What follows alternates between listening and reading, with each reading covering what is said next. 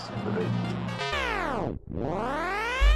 na na moonlight, na na na na in the sky, na na na na you say, na na na na popcorn, na na na na moonlight, na na na na in the sky, na na na na you say, na na na na popcorn.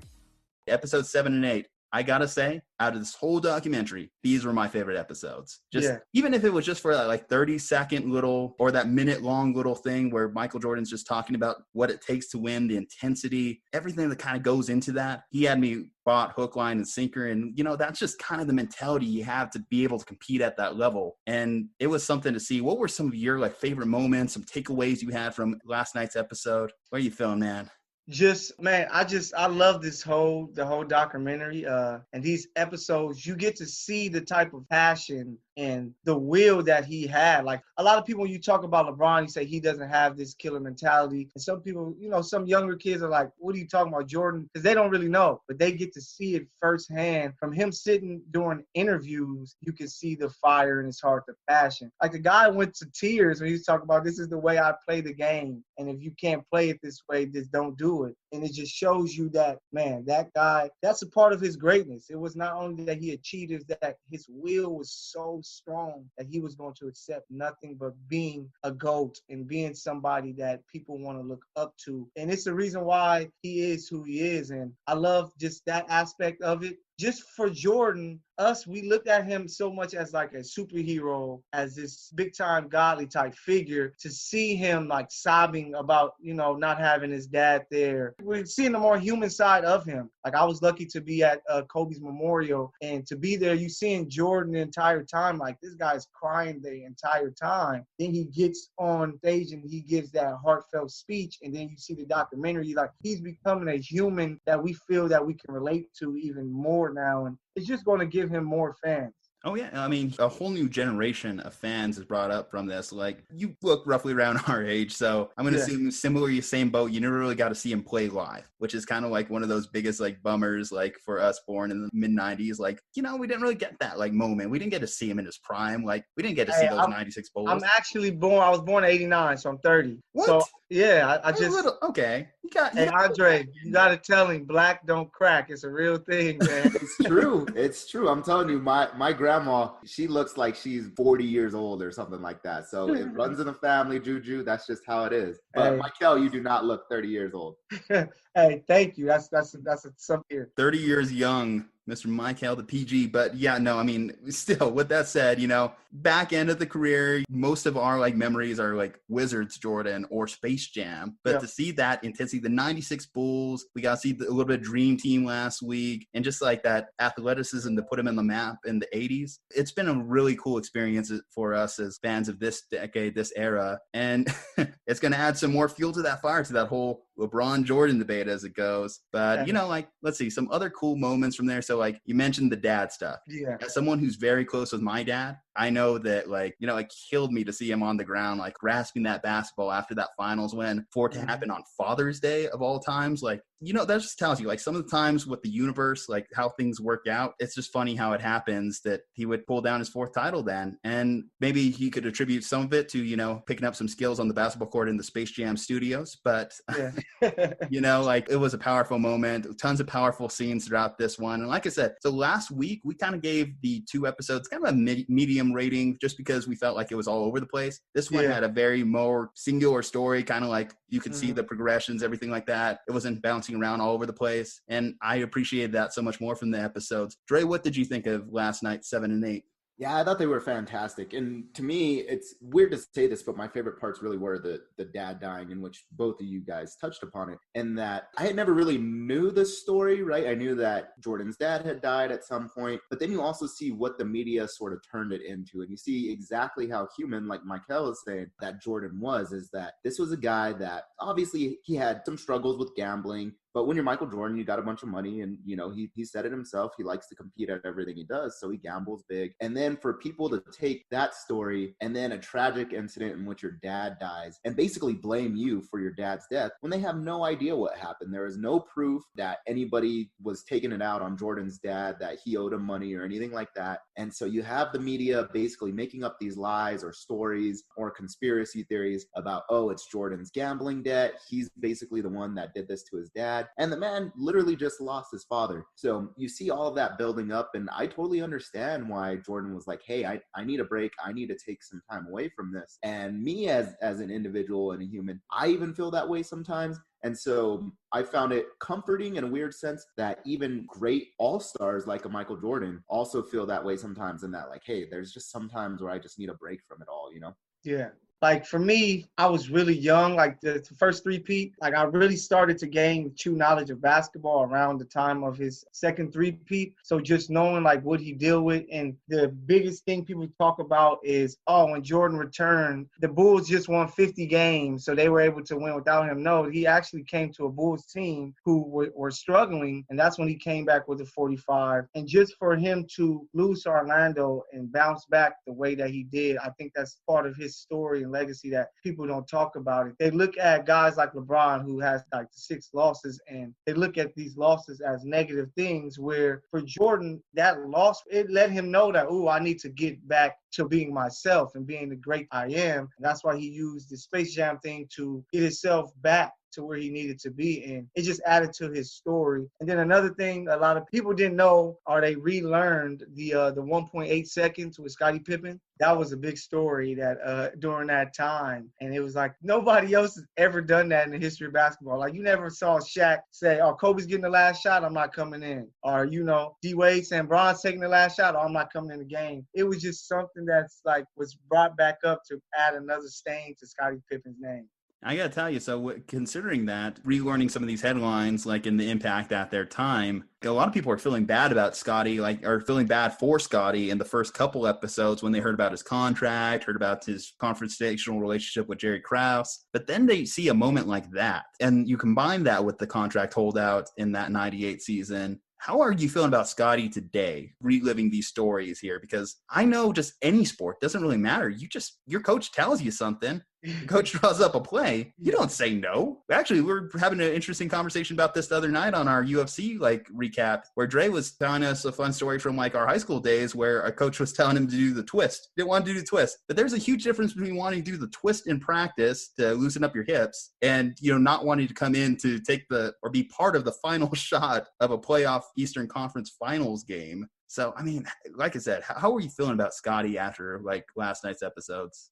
It's kind of the same. Like once you hear the story, you're kind of like, damn, which star player does something like that? Like in any sport, like you never heard of it happening like that before. And it sucks that it's happening to Scottie because, man, people already talk so bad on his name now, but it's something that he did. And what made it even worse, you kind of laugh at it, is that Tony Kukoc knocked down the shot. So it's like, what did you truly get from that? And it kind of show you how some Bulls fans were like, you weren't all the way into this anyway. Like you were kind of looking at it in a selfish way. So that's why we give praise to Mykell so much. We give praise to Phil Jackson, and you're the third amigo of it all. But Scottie was a great. You have to respect his game. He's one of the greatest defenders ever. He's a top 50 player ever, and he deserves his due. It's just that moment allowed people to see like, whoa, what type of mistake did you make? Yeah, Dre, how are you feeling from the first couple episodes where I know you were a big Scottie Pippen supporter? How are you feeling now? Yeah, I was a huge Scottie Pippen supporter, and I still support him. I understand where he was coming from, I guess, in a mental way, in that he felt that he was the best player on the Bulls at that time. He felt that he had basically earned the right to take the last shot, and they had treated him poorly just from an organizational standpoint, in which they hadn't paid him what he was due. They basically have these other guys taking shots over him when it comes down to, being clutch in crunch time. And so I feel, the disrespect towards him. But that being said, you basically just quit on your team at that point. You basically said, hey, I'm just not going out. And I know that if I was his teammate, whether or not I'm better than him or he's better than me or whatever, I would still be super pissed off. Come on, dude.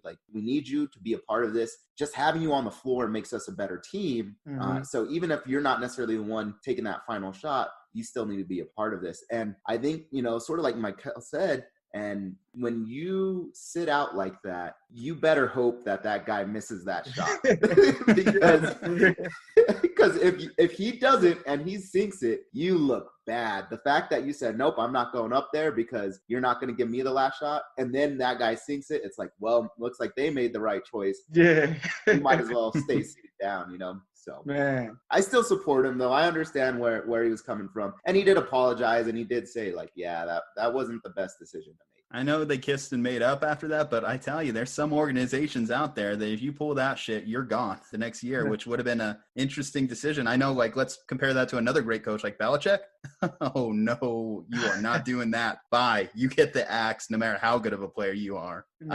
Let's see, some other interesting stories from last night. So they talked about the Kerr fight, too. So I'm actually impressed with Steve Kerr having the balls to fight back against Mykell. And, you know, that's what he wanted. That's what he was trying to get out of Steve Kerr. And if you listen to Kerr in later interviews, he'll say, like, that was like a moment that kind of made him a guy, made him a made man, you know, made him feel like he had a place on the 90s Bulls as they were ready to compete for that title. And I think he's even continued that kind of legacy going into what he did with Golden State, even though I will say that obviously he had a loaded roster with Golden State, so it'd be disappointing if he didn't win those titles. I do think that having that winning mentality did come into play. What do you think of teammates fighting in practice? You played sports, obviously, Mykell, so, like, tell me, like, did you ever get in a fight or confrontation at practice? I have, yes, I know. Yeah, I was very fiery, so I will always get into scuffles. And I played at Lusinger High School, so my high school teammate was Russell Westbrook. And Russ, you see Russ, what he does in the NBA, he was the same type of player since I met him, you know. So him being a senior and me being a junior, and that year, our junior year, most of the team was juniors, and it was like a couple senior guys, and it was Russ's team. He can do whatever he wants. So it was plenty of times he will be on fire and throw the basketball at you and get in people's face. But as an athlete, you understand it. Like, you want to do whatever it takes to win. And that's how Jordan was. That's how Kobe was. A lot of the greats are like that. You know, they want to do whatever it takes to win. And sometimes, you know, it's playing sports. You don't want to lose, and you have to do whatever it takes. And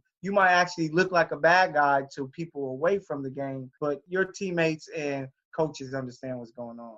I mean, Jordan had a great point. It's like, when it comes to Kerr and Longley, it's like, you hadn't earned anything. You weren't part of those title runs. So you can't come in here and act like you've been there before. So him coming in that first, like, couple practices to say, like, no, this shit, we're not losing to the Magic again next year. I think it needed to happen and was pivotal in their title runs. The last thing I guess we got to touch on before, like, we close up on, like, the episodes as a whole was Mykell Jordan, the baseball player. So, you know, like, according to Space Jam, he's not a basketball player. He's a baseball player. So, I mean, let's see. Do you think that Mykell Jordan would have ever made it to the major leagues, or do you think he was always going to come back to basketball in the long run if the strike didn't happen?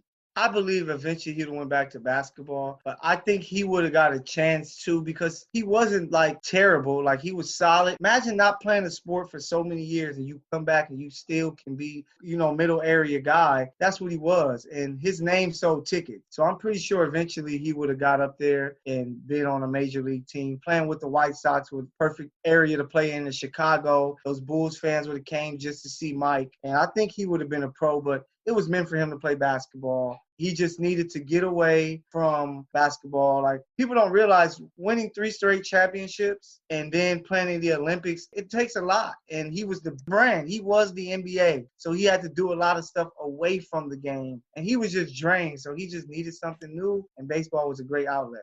Could you imagine being a double-A guy and Mykell Jordan is sitting next to you on the bench? Like, just how intimidating that must feel, you know? Man, for real. I know it was awesome seeing them be, like, buddies and everything, so I think that was probably the coolest thing. So, like, hey, Mykell Jordan... At least you can say, hey, I'm better than you at this, Mike. True. I would say, like, you know, basketball, Mykell Jordan in practice, killer, deadly. Baseball, Mykell Jordan, fun-loving guy. Let's play some catch, throw some water on each other, you know, complete 180 on personality. So, yes, Mike needed that break. It was awesome. And, you know, hey, how many people can say they dominated one sport and got to pursue their other passion? And like Terry Francona, who I was surprised to say Terry Francona was his manager in the minors. I think that's a right connection. But to see Terry Francona say that he could have made it to the major leagues eventually, that's kind of interesting. Hey, 202, you know, that's like an average batting average nowadays, you know, just need to add more pop. And around that time, you had guys doing that. You had Deion Sanders playing both. You had a guy like Bo Jackson. So it was athletes that can play multiple sports. Nowadays, it's such a no. I guess that may start in high school because of like travel sports and all that to where you just play one. But it was the thing for guys to play multiple sports. Scott Burrell, his teammate for the Bulls, was a first-round pick in baseball. It just shows you that those athletes were so great back then and were able to do multiple things. And it just shows you how great Jordan was. Mm-hmm. The other thing I really appreciated about Jordan and his time in baseball, I know Juju, you mentioned it a little bit, is that he enjoyed it. He was having fun. But if you listen to some of the interviews, he was still working his butt off, though. Like, he would be up batting because he knew, like, okay, if it were just a fastball coming right down the pipe, like right down the middle, I could hit it. But everything else, he knew, like, I have to get better at it. And he put in the work to do it. So, yes, he was still having fun. And I think he realized, like, hey, I'm not the top dog in baseball. I can't act the same way that I do in basketball just because there's guys that are so much better than me, but I'm still going to work my hardest to make sure that I'm good at it. And going back to your question that you asked, Juju, I really do think he probably would have made it to the majors. I don't think he necessarily would have been like your go-to starter, but his work ethic alone and just his athleticism, I think he could have made it there. Good little bench guy, solid little guy to bring off. I mean, based off his numbers alone, you would consider him probably not a starter, but pinch hitter, pinch runner, probably more in that vein. Perfect, way to wrap up. So, in terms of rating system, Mykell, so, we like to rate every episode here. So, our rating system, 1 star, that's going to be a strikeout, swing and a miss. 2-star, foul ball.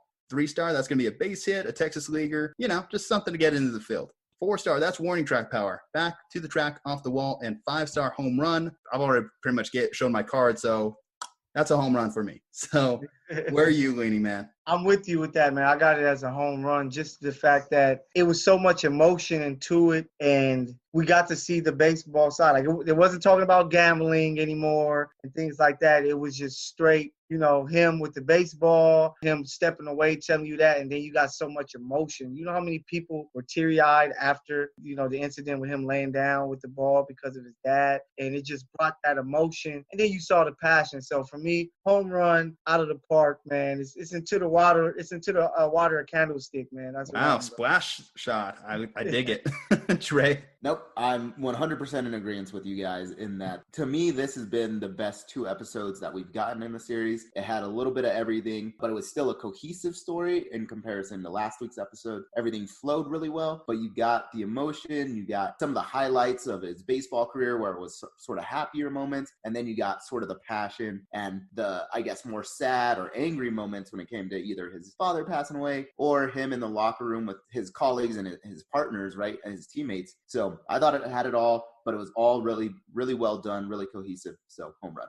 Not a great couple episodes for the media, though. They definitely got roasted on that start there. I mean, and rightfully so, because come on. Again, trying to associate a guy to his father's death and then the whole baseball era Jordan. Not a good look. Not a good look. Sports Illustrated at all. For those LeBron fans who say that Jordan never dealt with scrutiny, imagine being blamed for your father's death and having to come back and play ball. Now, that's crazy right there.